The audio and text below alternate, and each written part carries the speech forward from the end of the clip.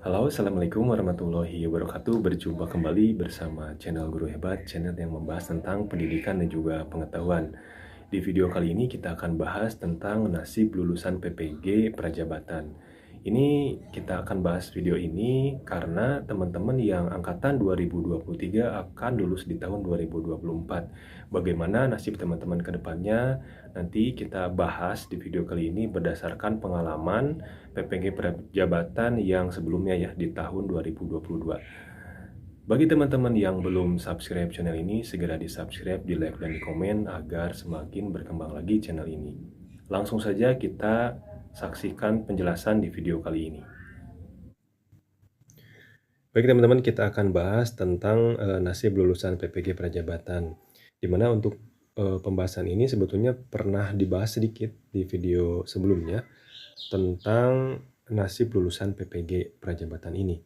Nah, pada awalnya ketika kita tes PPG Prajabatan, tentu teman-teman sudah tahu bahwa akan ada yang namanya pengabdian mengajar selama 2 tahun.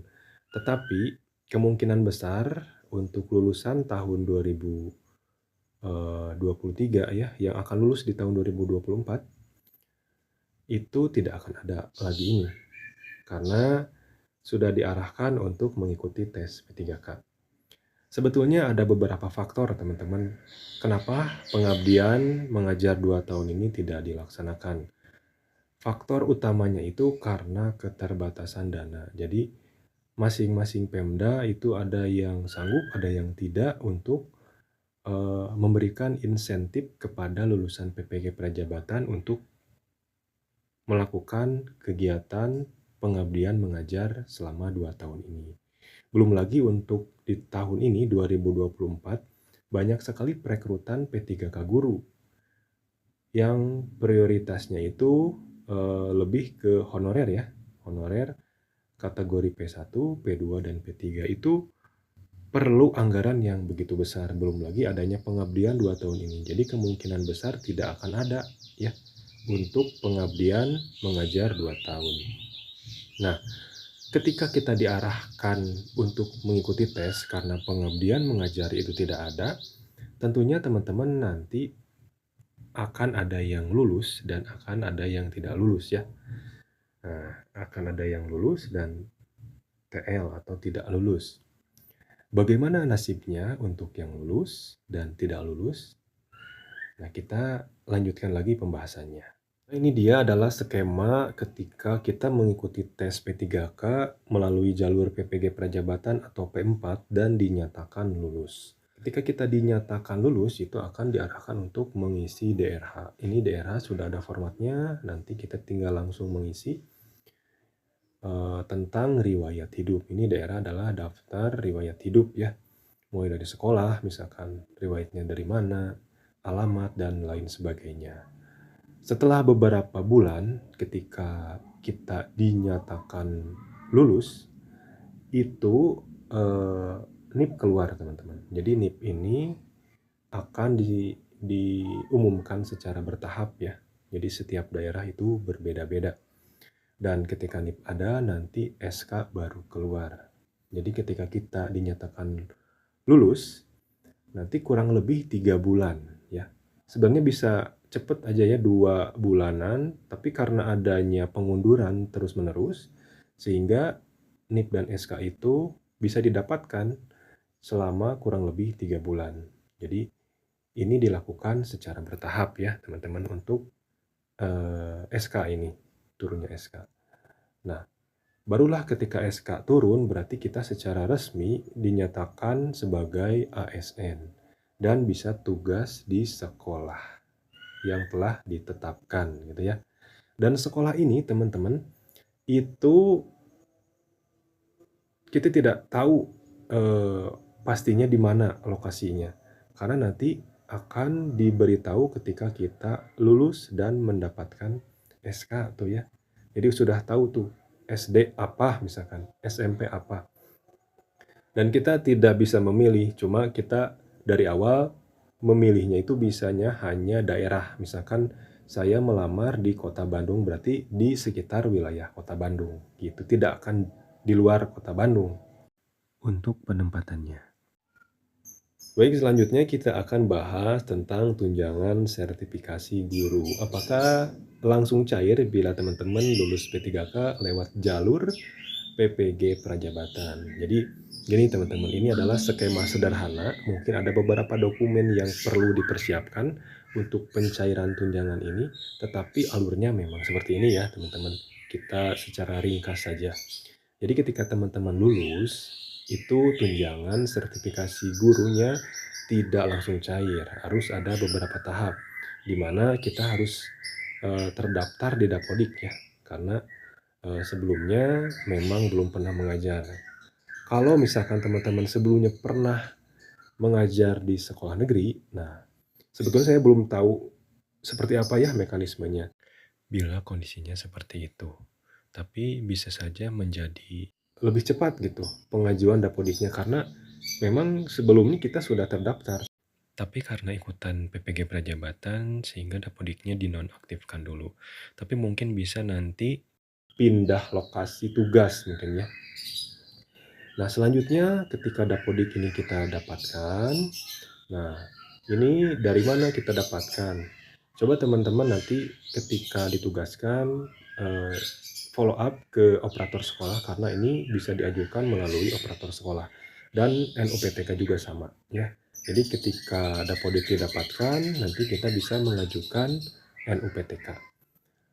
Berapa lama gitu ya, tergantung sekolahnya atau tergantung pihak operator sekolahnya. Karena tiap-tiap sekolah itu memang berbeda ya. Yang jelas kita harus sering-sering nanya lah ke operator sekolahnya tentang mekanismenya seperti apa untuk pengajuan Dapodik atau NUPTK agar lebih dipercepat teman-teman. Nah, rata-rata teman saya itu untuk Dapodik itu ketika 3 bulan sudah dapat ya, 3-6 bulan lah rata-rata. Dan NUPTK itu sudah bisa mengajukan setelah Dapodik ada. Tapi nanti didapatkannya ya untuk NUPTK di tahun berikutnya. Kalau teman saya, karena berbeda, mungkin teman-teman bisa lebih cepat atau lebih lambat. Nah, selanjutnya ketika kita dapat NUPTK, baru kita bisa mengajukan yang namanya NRG, teman-teman. Nomor registrasi guru. Ini digunakan untuk nanti pencairan tunjangan sertifikasi. Sebetulnya banyak syaratnya ya. Selain mengajar 24 jam, harus ada NRG. Kan kalau misalkan yang sudah PPG Daljab itu biasanya sudah langsung include ya, beberapa bulan kemudian langsung turun tuh NRG. Tapi memang ketika ada NRG, misalkan tahun 2023 nih lulusnya bulan November, NRG turun Desember. Nah itu tidak langsung cair juga, barulah di tahun berikutnya, di tahun 2024 baru bisa cair itu untuk yang Daljab dan sudah P3K atau PNS. Itu dari teman saya ya, saya juga cari info juga. Nah begitu ya teman-teman untuk skemanya. Jadi harus punya Dapodik, NUPTK, ada NRG, barulah bisa pencairan tunjangan sertifikasi yang cairnya selama 3 bulan sekali ya, 1 kali gaji pokok gitu. Nah, jika kita berbicara besarnya tunjangan, berapa sih gitu ya untuk lulusan PPG? Kita bahas dulu mulai dari gaji pokoknya. Kalau misalkan gaji pokok kita itu adalah 3 jutaan gitu ya, 3 juta, berarti nanti kita akan dapat 1 kali gaji pokok, berarti 3 juta tambah 3 juta. Nah, tapi yang 3 juta untuk tunjangan sertifikasi ini dibayarkan per 3 bulan teman-teman ya, per 3 bulan. Jadi dalam 3 bulan saja kita bisa dapatkan 9 juta. Kalau ditotalkan dalam 1 tahun hanya Serdik saja itu dapat 36 juta ya. Karena tinggal dikali 4 saja ini. Nah, berarti dapat 1 tahun 36 juta. Nah, jadi teman-teman usahakan lulus P3K ya, karena lumayan nih, dalam 1 tahun 36 juta. Belum termasuk gaji ke-13 yang 1 kali gaji pokok juga. Dan juga ada tunjangan-tunjangan lainnya. Jadi ini sangat luar biasa kalau teman-teman bisa lolos P3K guru. ya. Semoga saja teman-teman bisa lolos di tahun ini, di tahun 2024. Amin. Nah, ini dia adalah skema atau roadmap ketika teman-teman dinyatakan tidak lulus tes P3K. Itu akan seperti apa? Jadi ketika teman-teman tidak lolos, itu pemerintah menyarankan kita untuk mencari sekolahnya sendiri.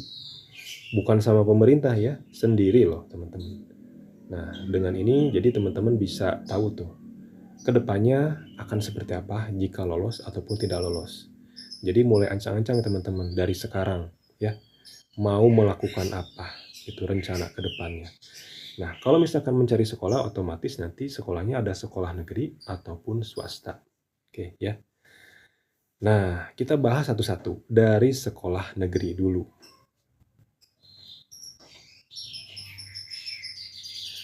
Kalau sekolah negeri, teman-teman, itu memang sulit untuk masuk. Kenapa saya katakan sulit? Karena saya mengalaminya sendiri. Selama 7 tahun menjadi sarjana, saya belum pernah bisa masuk, teman-teman. Ngelamar sana-sini sekolah negeri, itu belum pernah diterimanya di swasta. Ya mungkin itu memang rezekinya ya, seperti itu. Tapi tidak menutup kemungkinan bagi teman-teman yang lain bisa masuk nih.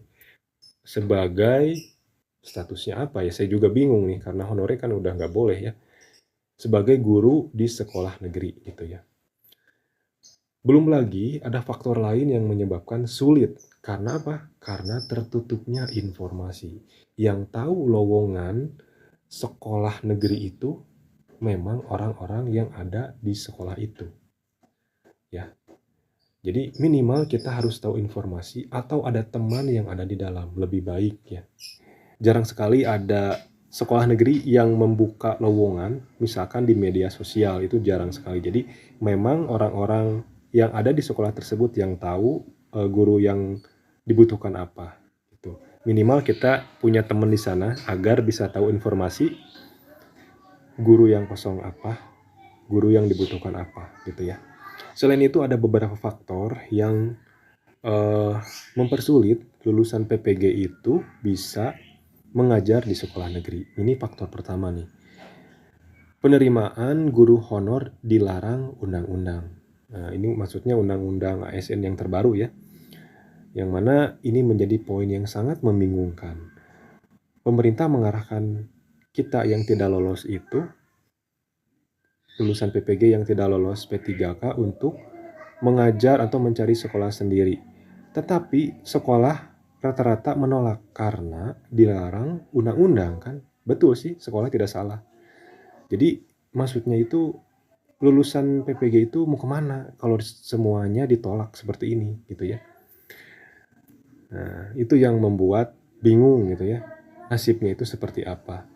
Lanjut yang kedua, ini menunggu penetapan SK P3K guru baru. Jadi beberapa sekolah menolak itu karena alasan takut ada P3K baru ini bentrok sama lulusan PPG Prajabatan yang lulusannya itu memang statusnya itu apakah honorer kah atau apa gitu ya. Karena memang honor itu emang tidak boleh kan, sekarang itu tidak boleh atau dilarang sama undang-undang. Dan yang ketiga, ada sekolah yang menolak karena ketika merekrut lulusan PPG otomatis agar serdiknya cair harus mengambil total jam pelajaran 24 jam. Dan ini takutnya ada honorer yang sudah ada di sekolah lama, ketika kita di sana jamnya keambil gitu. Takutnya kayak gitu. Jadi beberapa sekolah menolak gitu ya. Selanjutnya kita akan bahas sekolah swasta.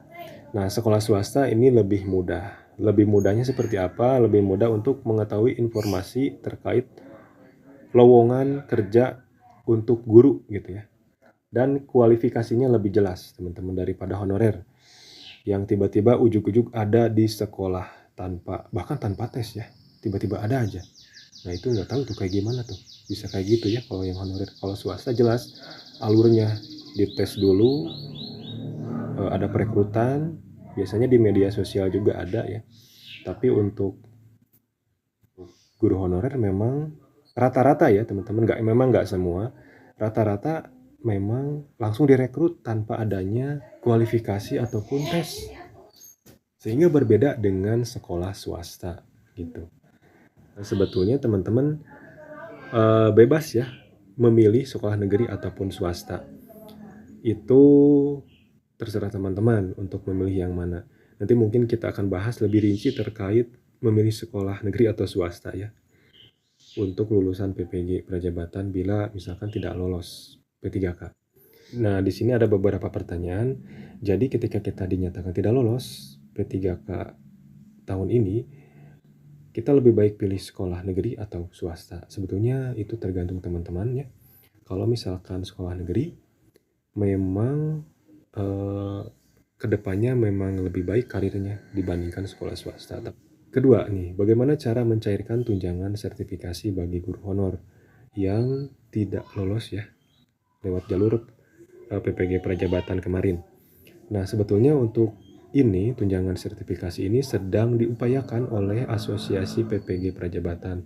Jadi Asosiasi PPG Prajabatan terus membantu kita untuk mencari informasi terkait cara untuk mencairkan serdik ini, tunjangan sertifikasi ini. Nah, sampai sekarang teman-teman. Jadi intinya Asosiasi PPG mengarahkan kita untuk mencari sekolah sendiri dan nanti kalau misalkan sudah dapat silakan untuk mengajukan Dapodik NUPTK dan nanti NRG itu difasilitasi ya, dibantu oleh Asosiasi PPG Prajabatan untuk diajukan ke GTK gitu. Jadi teman-teman bisa mengajar di mana saja lah, asal di sekolah gitu ya, mau negeri mau swasta juga sama. Nanti serdik bisa cair gitu. Paling itu saja teman-teman untuk konten video kali ini. Mudah-mudahan bisa membantu teman-teman dan bisa lebih kebayang ya teman-teman ke depannya mau seperti apa. Terima kasih teman-teman, mudah-mudahan video ini bermanfaat. Jangan lupa subscribe videonya, di like dan juga di komen agar semakin berkembang lagi channel ini. Terima kasih, saya tutup dulu. Assalamualaikum warahmatullahi wabarakatuh.